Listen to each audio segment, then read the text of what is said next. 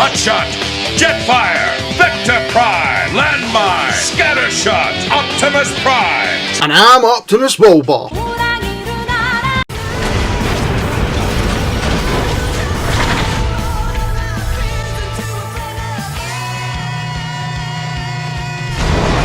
Welcome everyone back to another Optimus Wilbur reviews, and if you want to make baby Grimlock happy, why not hit the subscribe button, the like button and the notification bell for all upcoming videos on the channel. And it's back to Toyhax again, and what way to do it with Power of the Prime's Rodimus Prime.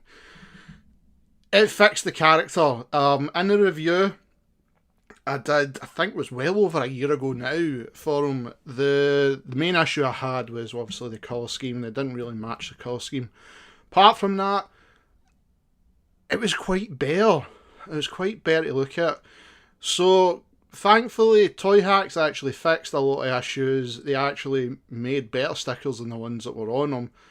And I'm going to start off at the side here. Now, if you remember with Rodimus Prime, in the Power Primes version, all he had was the flame. It started from here and came over here. What Toyhax has done, and if I zoom in and just sharpen this up, you can see they've added flame here and continued it along the bottom as well. And that just fixes that side completely. And also brand new Autobot stickers up here as well. The ones that it was supplied for me when I bought this character, oh no, this wasn't bought, this was a gift. They were on squint, which always annoyed me. That quality control just lets that go, and they just don't care. But I've managed to fix it for a new sticker here and adding these new flame stickers, and look how shiny that is. You can just see that with the tweezers. Matches the other side, but if I come round to here now, and if I angle the camera down, just focus, like the God Ginry I've got, they've also added lights up here as well. Nice metallic blue stickers that really finish it off.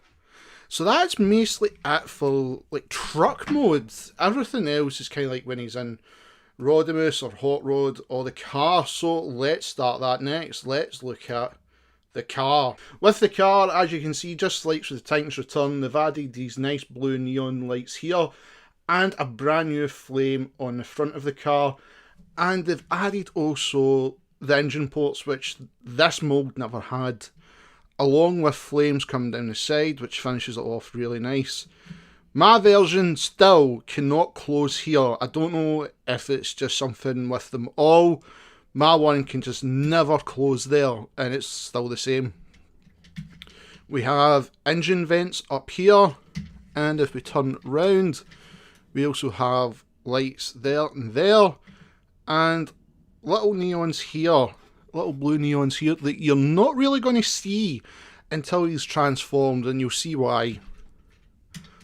Also, what they've done, thankfully, is extended the exhaust tips coming down. I know it doesn't really match, but to have it kind of extending down, instead of just stopping there, is a lot better than originally what it was. So let's now get him into Hot Rod mode. Coming to Hot Rod, let's zoom in on the head sculpt first. And we've got some new decals there already. The light is picking them up. And if I just focus a little bit for them, we have got extra decals coming up here on the helmet, just to kind of make it look more Hot Rodish. I know it sounds silly, but it gives it that darker appearance than just all round red, and it actually finishes off this version completely. I've now added brand new stickers here, took off the horrible Hasbro ones, and again those blue neon ones right there. Look at the shine coming off them, they're just perfect. Moving the camera down, we have the Generation 1, basically crotch plate, with lights here and a brand new flame here as well, with a nice shiny Autobot sticker. And moving down, the black legs are now finished with a lot better decals on here than the Hasbro ones. So overall, what Toyhax has done is made a much better approach at this hot rod than Hasbro did. Now, if I come to the arms and extend them and zoom in, he's got those little communicators inside. I've got one that is Ultra Magnus. You can actually also have one as Cup. And I've come to the other side, open it up, we also have a circular saw. So overall, my impressions of the hot rod figure, just why I put him back down and zoom back out and readjust focus. Overall, what they've done has made this character fixed, and I'm well and truly impressed with what they've done. This feels more complete than what it originally looked like, and just the simple addition of decals have made them better. So let's now combine the trailer, let's get into Rodimus Prime, and let's look at it all complete now. And here is Rodimus Prime with the Toyhax decals on, and there is a lot to go through with it, and it really does make it more stand out more. Right, so straight away, let's zoom in on the head sculpt. And what I've done for a little change, now I know this has kind of been through the, I can't remember if it was Energon that started this, with the gold plates up here on his head, and of course G1 never had that, but I kind of like it, and that's how I kept the Hot Rod version like as if it's normal, and I went for Rodimus Prime with these gold ones because that's my Prime, and I think it kind of looks cool. Again, those blue neons and the other ones I was talking about, you couldn't really see. Now you get to see them in all their glory. It just looks incredible. We get a better shot of that engine piece that Toyhax have done, just so he's got something. And that was a big complaint I had with the figure. The fact that they tried to keep it look-wise as G1 as possible, but they never gave us an engine, and that's just wrong if it's a Hot Rod character. Moving down, similar idea with the crotch plate and Hot Rod, similar idea with the decals. And these ones, now I'm trying to remember, and my G1 Hot Rod, which was second hand, didn't come with the decals, so I'm going to have to buy the decals, I think, the refurbished ones, or the refatted manufactured ones from Toyhax. But these ones confused me at first, and I'm positive, I could be wrong completely, I do remember the knee ones on Hot Rod, well, Rodimus Prime in Generation 1, I do remember them. I don't remember these white ones. If they are on the Generation 1 mould, can you please let me know in the chat? And then this makes sense to me what way they were looking at. And if that's the way they're looking, it is incredible. And to finish it off, what they've done as well, if I move the arm down and I just bring my camera up, zoom in for this, you can see little blue ones in there as well. The light's just picking them up, but there you go. Overall, Toyhax has outdone herself once again. Sometimes with some of the bots, I look at them and I go, is it really necessary with some of the overkill, the decals? I think Rodimus Prime needed it. This bot really needed it, and overall, it just finishes the look.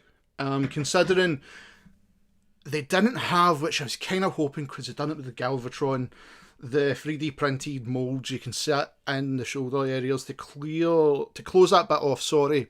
So you're not left with this big open space where the legs stretch to form the arms. That's not like a complaint or anything. I was kind of hoping they did do that, but I can buy them. So that's a positive thing about that. But overall, it has fixed this character in my opinion. Looks a lot better than what it originally did, and I loved this character.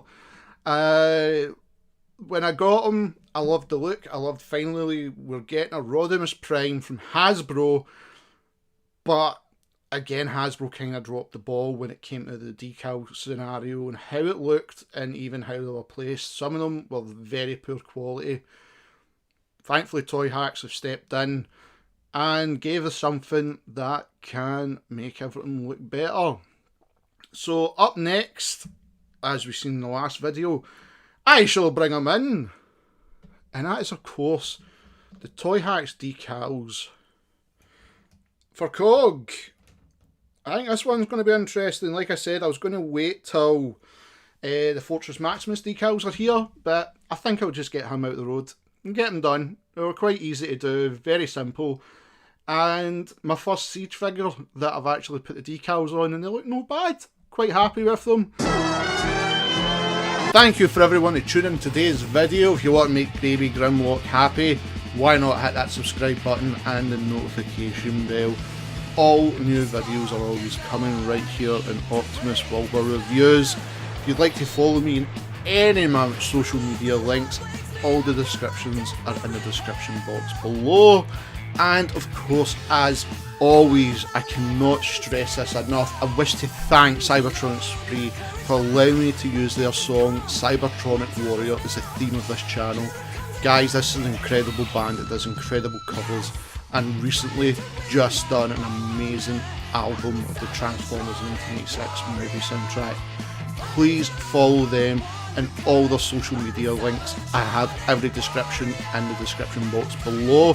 Please check them out, and as always, Transformer fans, till all are one.